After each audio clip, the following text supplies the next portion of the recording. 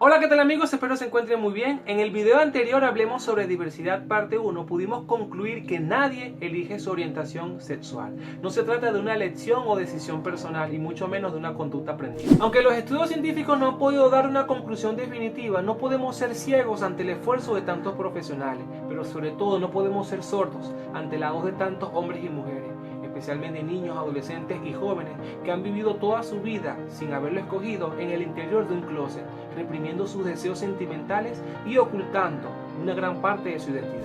Hoy en Tut Café vamos a intentar dar un poco más de luz sobre el tema. Comenzamos.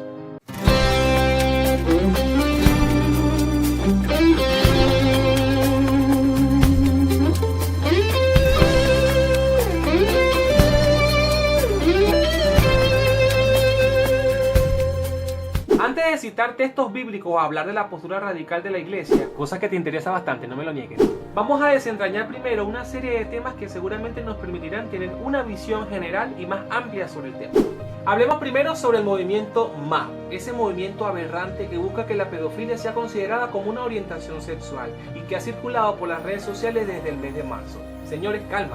Por medio de buenas fuentes podemos asegurar que todo este supuesto movimiento MAP es una farsa, es una estrategia de manipulación de quienes están en contra de los derechos LGBT. Ahora bien, ¿cómo nos están manipulando? ¿Cómo han logrado asociarlo con las personas LGBT? Primero, nos han hecho creer que el supuesto MAP existe en toda América Latina y se han valido de publicaciones en redes sociales. Pero hasta ahora no existe un rostro concreto, un líder que aparezca en televisión o en redes sociales a favor de este movimiento. Y si se fijan, esos perfiles en redes sociales tienen pocos días de haberse creado y además poquísimos seguidores. Segundo, el supuesto MAP tiene como símbolo una bandera y además tiene un día especial para celebrar su orgullo. ¿Dónde habré escuchado yo eso? Curiosamente, la bandera es muy parecida a la bandera de los trans y la fecha de celebración es el 25 de abril. Si bien las fechas no son cercanas, usan el término orgullo. Fácilmente esto nos haría asociar que ser gay es igual a ser pedófilo. Tercero, el supuesto MAP busca que la pedofilia sea considerada como una orientación sexual. Eso no es una orientación sexual, es un delito, sobre todo porque involucra a niños y a sexo sin consentimiento. Y cuarto, el supuesto MAP tiene una agenda política sobre sus derechos. Derechos como por ejemplo eliminar la edad de consentimiento, el poder casarse con niños y niñas y el poder tener relaciones sexuales con menores, trayendo mucha confusión al respecto.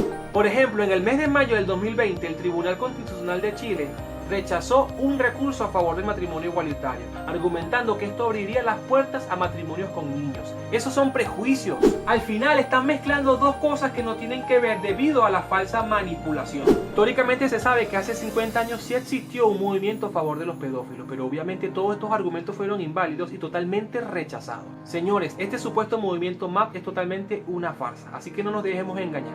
Hablando de redes sociales, la famosa marca de modas Calvin Klein mostró su apoyo hacia la comunidad LGBT a través de una nueva modelo que se reconoce como transgénero y lesbiana, llamada Jerry Jones. Como era de esperarse, esta noticia en redes sociales ocasionó comentarios a favor y en contra. Señores, no nos dejemos engañar. A Calvin Klein lo que le importa es el dinero. Mientras más escándalo hagamos al respecto y a medida que compartamos estas publicaciones, difundimos la información y por supuesto el más beneficiado es Calvin Klein. Sencillamente, si no estás a favor, no lo compartas en tus redes sociales, ignóralo y sigue viendo memes.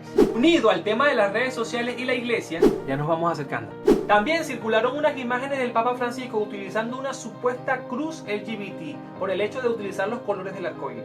Esta publicación fue desmentida casi que de inmediato debido a que no existe realmente una cruz LGBT. Este símbolo es un extracto del logo de la Pastoral Juvenil Latinoamericana y si nos damos cuenta, la joven que se encuentra con el Papa Francisco es la entonces Coordinadora Nacional de Pastoral Juvenil de Venezuela. Seguramente ella se lo regaló.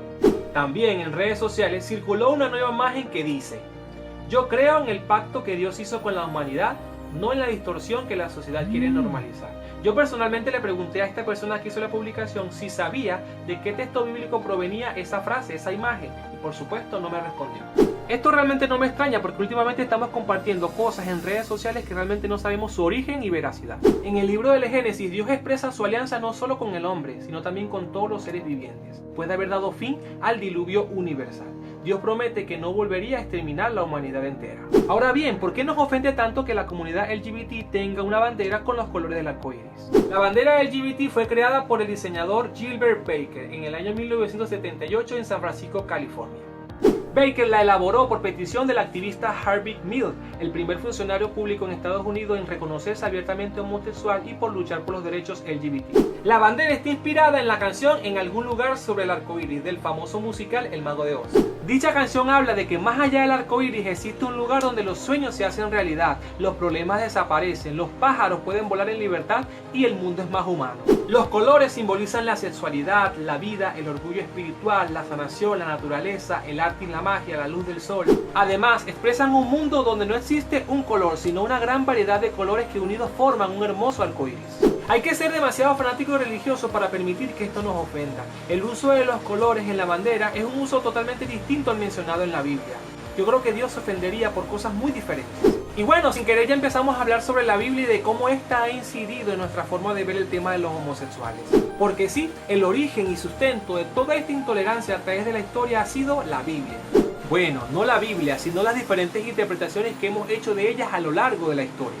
Un libro o conjunto de libros que han sido creados para guiar a todo un pueblo y ser luz para la humanidad entera, ha sido utilizado también para herir, discriminar, rechazar, pero sobre todo para imponer estructuras de pensamiento tan radicales que nos hacen estar ciegos ante la realidad humana. Tradicionalmente los judíos y los cristianos han tomado estos textos bíblicos como prohibiciones morales a toda forma de práctica homosexual. Ejemplo, el libro de Levíticos en el Antiguo Testamento y algunas cartas de Pablo, específicamente la carta a los romanos y la primera carta a los corintios.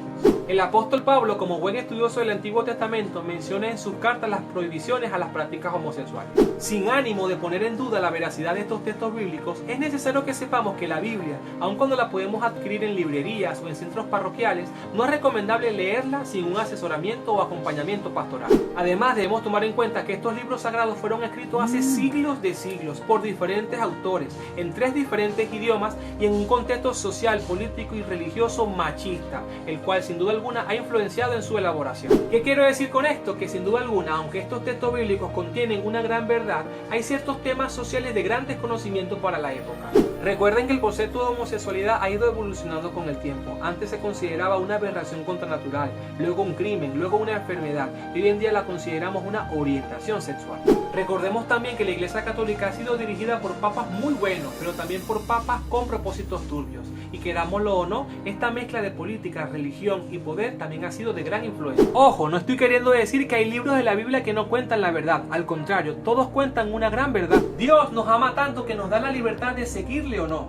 Así que cuando leamos textos bíblicos que condenen la homosexualidad, no miremos con ojos de pecado al homosexual, sino los actos impuros tales como la fornicación, el adulterio, la prostitución, la promiscuidad, la masturbación, la pornografía, actos de los cuales también son parte los heterosexuales, ¿o no? Tampoco estoy queriendo decir que los libros de la Biblia son puros cuentos. Al contrario, insisto, cuentan una gran verdad. Dios creó el mundo. No sabemos cómo porque ninguno estuvo presente en la creación del mundo, pero nuestra fe nos hace creer que Él es el creador de todas las cosas. Tengamos presente que el libro del Génesis, donde se relata la creación del mundo, también ha sido elaborado bajo un contexto social, político, religioso, machista. Así que una supuesta idea de un tal Adán y Esteban en lugar de Adán y Eva es totalmente descartable para el creador de este libro. La Biblia ha sido creada por hombres inspirados por Dios. ¿Qué quiere decir esto? Hombres que después de haber tenido una profunda experiencia con Dios han querido compartir con la humanidad entera sus vivencias, sobre todo para mantener viva la llama de la fe. Pero estemos claros, el contexto histórico en el que vivían jugó un papel muy importante. Un amigo me preguntó que si yo consideraba entonces que los sagrados libros de la Biblia estaban desactualizados. Esto me recordó una frase que leí por ahí. La Biblia es un libro cambiante y que crece. Esto lo dijo el señor John Shelby Spong, un obispo estadounidense que antes se declaraba homofóbico, pero que después de haber conocido muy de cerca a personas homosexuales, algunos de ellos sacerdotes de su diócesis, su imagen de personas depravadas y enfermas poco a poco fue cambiando, hasta ser luego un fiel defensor de los derechos de los homosexuales. Frente a la postura de una iglesia tradicional y conservadora, John Spong afirma que la iglesia no siempre actúa con el conocimiento cuando condena. Incluso dice que llegará el día en que la iglesia se arrepienta de haber tenido este comportamiento con la comunidad homosexual. Este obispo, quien al poco tiempo tuvo que retirarse por todos los problemas que generó su postura, nos invita a que no sigamos los preceptos de la Biblia al pie de la letra. Ojo, no estoy queriendo decir que debamos ignorar todo lo que la Biblia dice referente a los homosexuales. Yo solo pido que no ignoremos la voz de ese niño y niña, adolescente, joven, adulto, que pide a gritos ser escuchado y que le duele en lo más profundo de su corazón cuando escucha decir que ser homosexual es ser puto, marico, degenerado, promiscuo y que además merece el infierno. Si al caso vamos, también merecen el supuesto infierno los infieles, los que se masturban, los que ven pornografía, los que tienen relaciones sin haberse casado, los divorciados, los que no van a misa, etc. Y muchos otros actos que la Biblia también condena. Pero claro, a veces es más fácil ver la viga en el ojo ajeno. Estamos claros que muchos activistas de la comunidad LGBT han cometido acciones delictivas y ofensivas hacia iglesias y espacios públicos. Pero no podemos generalizar, porque mientras señalamos a esa minoría, le cortamos las alas a tantos y tantas que viven encerrados en un closet, sin saber cómo explicárselo a su familia, a sus amigos, a sus más allegados lo que sienten en realidad. Aquellos que no acaban en suicidio terminan aceptando a la fuerza estos parámetros impuestos por la sociedad, casándose y teniendo hijos en un matrimonio infeliz. Otros no tienen más alternativa que quedarse solteros y envejecer sin haber vivido el verdadero amor. Porque sí, en el mundo homosexual se ve mucho la promiscuidad y muchísimos actos impuros.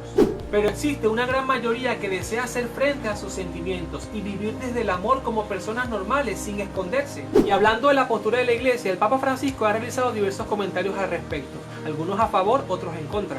Como aquella vez que dijo, ¿quién soy yo para juzgarles? Pero por otro lado prohíbe a jóvenes con inclinaciones homosexuales marcadas a ingresar al seminario. Yo personalmente creo que el Papa quisiera ser más abierto a este tema y proponer estrategias mayores para ir cambiando poco a poco la visión que tenemos de los homosexuales. Pero estamos claros que todo ese sistema político y religioso que lo rodea influye mucho y por eso sus aportes han sido muy pocos. No me cabe la menor duda de que esta visión y apertura global hacia los homosexuales irá cambiando en la medida en que la iglesia sea más abierta y también se decida a luchar por los derechos de los homosexuales. Así como también en la medida en que los homosexuales se comprometan a vivir coherentemente su sexualidad, con honestidad y responsabilidad. Recuerda, amigo cristiano, que probablemente al lado tuyo se encuentre un niño, un adolescente, un joven que también quiera gozar de todas las garantías de todo cristiano. Por ejemplo, recibir la bendición en un santo matrimonio, poder recibir la comunión cada domingo en la Eucaristía, pero sobre todo ser visto como un ser humano con defectos y cualidades, y disfrutar de las maravillas de pertenecer a la iglesia de Dios. Porque sí, a pesar de mi postura hacia la iglesia referente a este tema, jamás podrán escuchar de mi boca una mala palabra hacia la iglesia, que sería como hablar mal de mi propia familia, la cual no es perfecta, pero es mi familia, y en ella he aprendido a amar a mis semejantes. Esperando que después de este video no me den la excomunión, te doy las gracias por haberme acompañado en un encuentro más de Tut Café. Comparte este video en todas tus redes sociales para que la bendición nos siga llegando a todos. Nos vemos la semana que viene.